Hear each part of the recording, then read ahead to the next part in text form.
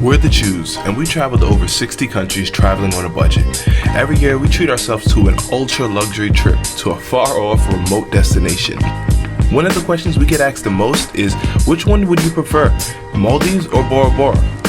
While these two destinations seem very similar, there are actually lots of differences between the two, and depending on your travel style and time, one may be better than the other for you. If either one of these places are on your bucket list, you guys are in for a treat. Let's get into it. What's up, explorers? Welcome back to our channel. We're the Chews here from Choose to Explore, where we teach you guys how to see the world and save $1. So we're here in the Maldives, and we're just chilling, taking up the views in our Overwater bungalow, and we were thinking, what is better, Bora Bora or Maldives? Yes, so we were actually in Bora Bora 2 years ago, and now we're in the Maldives, and they're both pretty similar, and you're probably wondering which one should you visit. Well, we got the key tips for you, so stay tuned. So when you think about both, you think about the beautiful overwater bungalows, you think about the palm trees, you think about the amazing food, you're thinking about the clear water, the white sand, and both of those got those, but there are some key differences to them. So first thing we're going to talk about is the location of them both. So first, Bora Bora is an island in French Polynesia, and this island is in the Pacific Ocean. So if you're living in the West Coast, think Los Angeles, San Francisco, maybe Portland, Seattle, you may be able to get flights from your airport to French Polynesia. Now let's compare that to where the Maldives is. So this is thousands of islands all the way on the other side of the world in the Indian Ocean. So the Maldives is actually comprised of over 1,000 islands, which is very different than Bora Bora, which is a singular island. And how isolated these destinations are a good reason why people go there for the exclusivity and luxury feeling. But the Maldives is actually close to southern India. Think about close to like Sri Lanka or somewhat. So the Maldives is past Europe, past Africa, and it's over here right by India and Sri Lanka. And the Maldives is going to be more accessible for you if you're living in Europe, Asia, or Africa, just from a proximity standpoint. So the next point that we're going to talk about is getting to these destinations. So as we said, from North America, Bora Bora may be an easier, more direct route. A lot of American carriers fly there, such as United, Delta, Hawaiian. We also have some European carriers such as KLM, Air France, Virgin, so check those out. Those are the major carriers, but we actually flew with a low-cost carrier, which was French Bee, and we had a pretty good experience with them.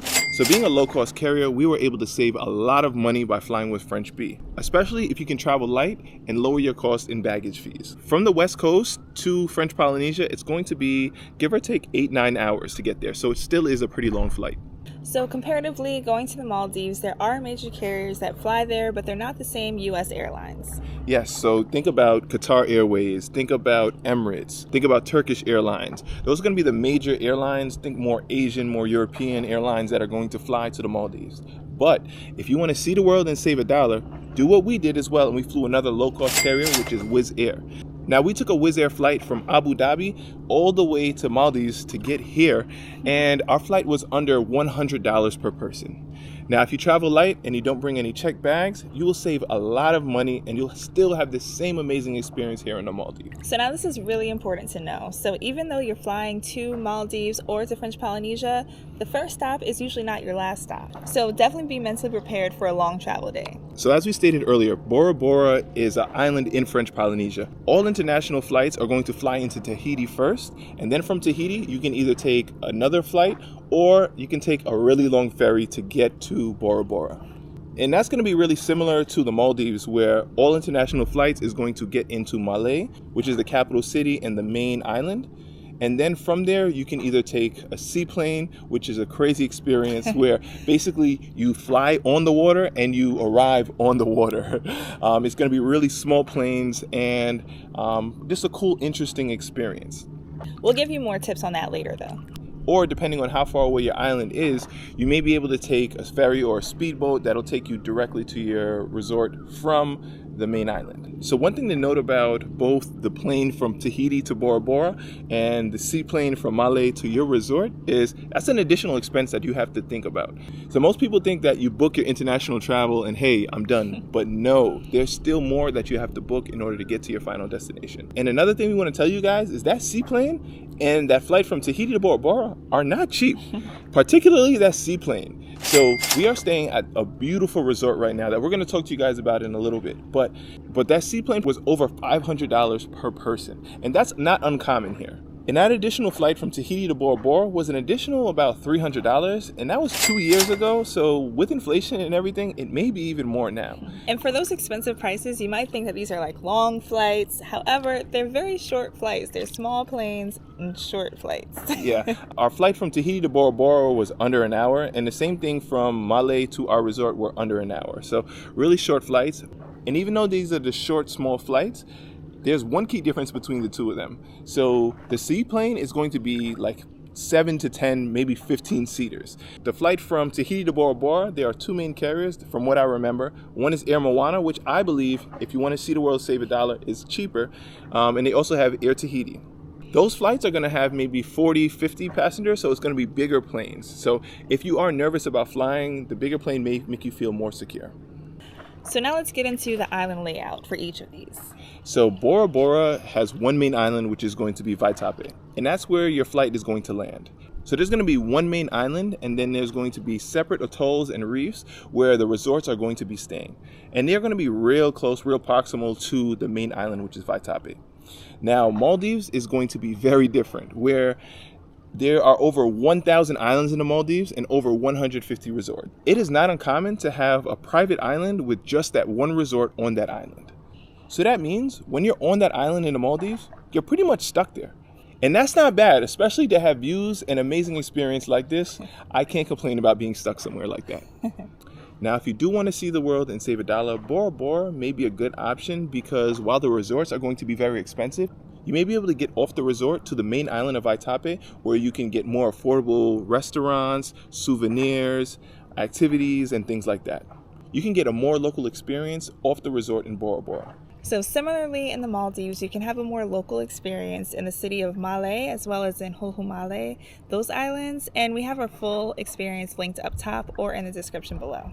Yeah, we actually spent one full day there where we explored the islands, went to the beaches, did local things, and had an amazing experience. Yeah, lots of really cheap food as well as easy to get around and a lot of free things to do too.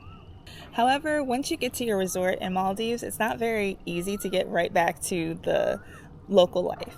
Yeah, so if you take a seaplane to get to your resort, in order to get back to more local accommodations, more local food, more local experience, you have to take that seaplane back. So if you pay $750 to go there, you're going to have to pay $750 to go back, and then $750 to go back to your accommodation. So that's not really seeing the world and saving $1. So for most people, that's not really an option. So as we said, there's over 150 resorts. So you may have a resort that's really close to the main island. So it may be easy to go back and forth, but you have to do a lot of research on where your atoll or where your resort is so you know what that island has to offer. So if your resort island in the Maldives is closer to Male, then maybe you don't necessarily need a seaplane and it could be easier to get back and forth via ferry or speedboat. So you just have to check with your resort. Yeah, it's really important to do research on the specific resort that you're in because there are so many different resorts, and we're going to talk about that in our next topic. So now we're going to talk about accommodations. So when you think about Bora Bora, you think about the Maldives, you think about luxury experience. I'm talking 5-star experience. And it's not that hard or it's not that uncommon to get that experience here.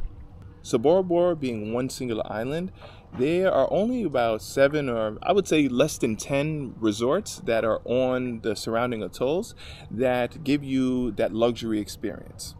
We actually stayed in the Conrad Bora Bora and we had an amazing time. We stayed on a separate island called, I think, Motu Otapu, or I don't really remember, but we had amazing views here at the Conrad Bora Bora. But there are other resorts there, but the other properties are also really good and consistent luxury that you would expect with Bora Bora. Some of the resorts may have small differences depending on the size of the rooms or the food that they serve or the view of the mountains that we're going to talk about. But overall, these are going to be large chain, amazing resorts. So in Bora Bora, you're really getting your highly credible main chain resorts.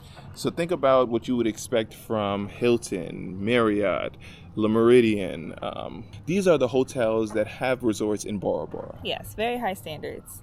But the Maldives is going to be a little bit different, and there is a lot of variance because, as we said, there are over 150 different resorts. So lots of research should be done. So when you book a resort in the Maldives, I recommend you do a lot of research on that property and on that island. You want to know the surrounding reefs. You want to know how you're going to get there. You want to know who owns the property. You want to know how long it's been in business. What kind of food do they have? All of these things are going to be super important when you pick your resort. And while you have those major chains, you also are going to have those smaller chains that may not have the same standards or quality, or may have even higher standards of quality. So I'll say in the Maldives, you can get a way crazy experience. I'm talking about underwater bungalow, overwater bungalow. I'm talking about sliding into the ocean. I'm talking about underwater restaurants. I'm talking about anything you can think about. Maldives has it.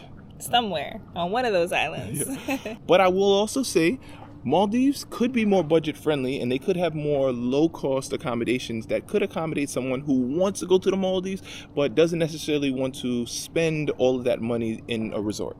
In the Maldives, you may find rooms that are $10,000 a night, $20,000 a night. And you also may find rooms that are like $100 a night. So there's such a wide variance. But for Bora Bora, depending on the season, the time of the year, and the actual resort, I would say generally it's somewhere around like $800 to maybe $1,500, $2,000 a night. Now, while these accommodations are super expensive and they're extreme luxury, we were able to stay in both properties in Maldives that we're in right now, as well as Conrad Bora Bora for $0 out of pocket.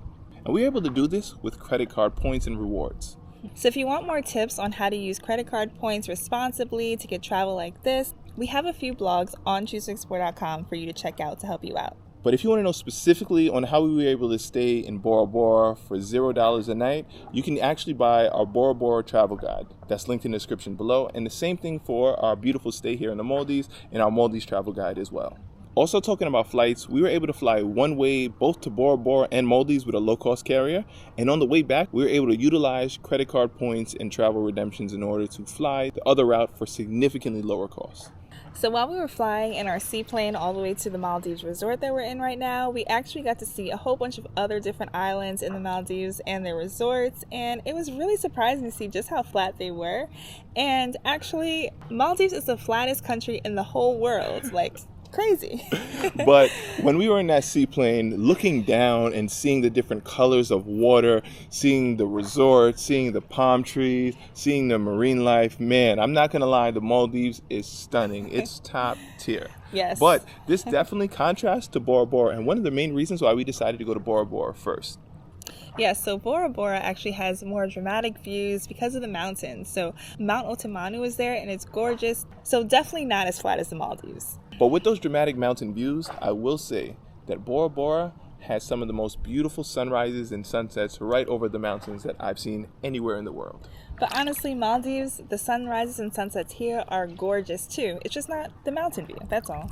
Actually, because the Maldives is so flat, you can actually look out and see other islands that are neighboring and really close. So while you can't see mountains, you can see other islands. So it's beautiful. Yes.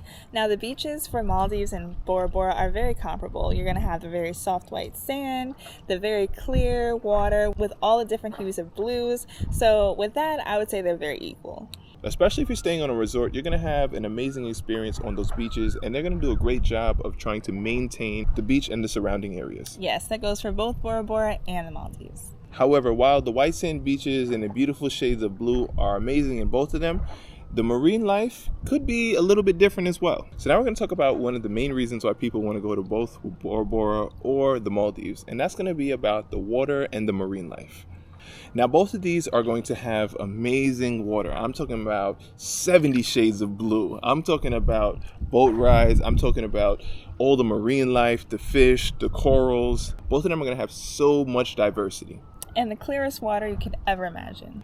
So first we're going to talk about Bora Bora. So while there are different resorts, you're going to have different reefs and you're going to have different marine life, and you're also going to have different hues of water. Now once again, Bora Bora is going to have one main island and then other resorts that are around that main island. So generally speaking, you're going to have similar experience in terms of the marine life, the water that you see comparatively from one resort to another. The Maldives being thousands of islands, you're going to have a lot more variance between the islands and the resorts. So here in the Maldives, we're staying in the Maldives, which has some of the most beautiful crystal clear water that we've seen and amazing marine life, but that may not be the case for you depending on which resort that you're staying in. So while we were here, we were actually just on a kayak and we were snorkeling and right into the break of where the reef is. and we were able to see so many fish. Also, while we were here, we were able to see stingrays, we were able to see baby sharks, we were able to see turtles, we were able to see what are the Nemos called? Anemones. Yes. Anemones, whatever they are. Man. We were able to see so many things, and even from walking down in our Overwater bungalow, we were able to see so many fish. Like, it's amazing here. But there's other resorts in the Maldives that may not have quite the same marine life. So that's one thing that you may want to do your research on beforehand and read all the reviews and look at all the pictures. Now, talking about marine life, one thing about Bora Bora that we wish that we knew before we went is that they have one of the most unique experiences in snorkeling, diving, and marine life, where you can actually dive with humpback whales and their babies, and it's an amazing bucket list experience. We're actually planning to go back sometime because I want to snorkel with those humpback whales. Yes, but you got to go when it's the season, and I believe that's from August to October. So to my knowledge, you can't do that in the Maldives, but our good friends at the Honeymooners Club, they actually went to Conrad, Maldives, and they said that they had an amazing reef that was there. Conrad is actually another Hilton property, and they were able to snorkel with whale sharks. Now, this was an amazing experience, and I saw the videos that they had, and it was amazing. One of the experiences that we are hoping to do in the Philippines later on this year as well.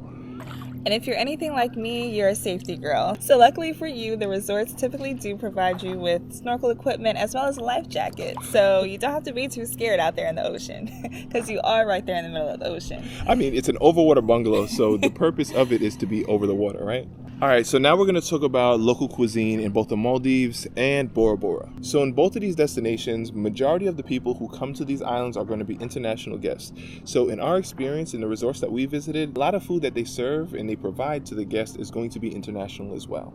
Once again, do a lot of research on the resort that you're going to be in, especially if you're in the Maldives, because there's a lot of variance, especially if you're going to be on an island that you need to go on a seaplane, because say they only have one restaurant and you don't like the food at that one restaurant, you're basically stuck there and you have to eat there, because what else you going to do? You going to go fish? But let's also talk about the local cuisine. So in Bora Bora and in French Polynesia, one of their major exports and one thing that they're known for is the vanilla. So a lot of things will have more of a sweeter, vanilla-y, creamier texture and taste. It's definitely a key ingredient. They put it in their salad dressing and in a lot of other key foods. Yeah, I remember I had fish and they put the vanilla on top, and it was in like almost anything from local cuisine had vanilla in it. And it's really good. Also, in both destinations, tuna is a big part of their diet. So if you do like tuna, you can get fresh caught, ready to serve tuna. But in Bora Bora, one of their main signature dishes is going to be the poisson cru, which is like a raw tuna dish. It was really good. I actually loved it. And I'm not really a big raw fish guy, but I did love it in Bora Bora. Now, getting into the Maldives, the cuisine is a lot more spicy, different flavors, curries, and again, lots of tuna too. One of the reasons why they have the type of cuisine that they have here is because the Maldives is in the Indian spice route. So they have a lot of spices, a lot of flavors, a lot of spice, a lot of chilies. So when you come here, you have to try some of those curries.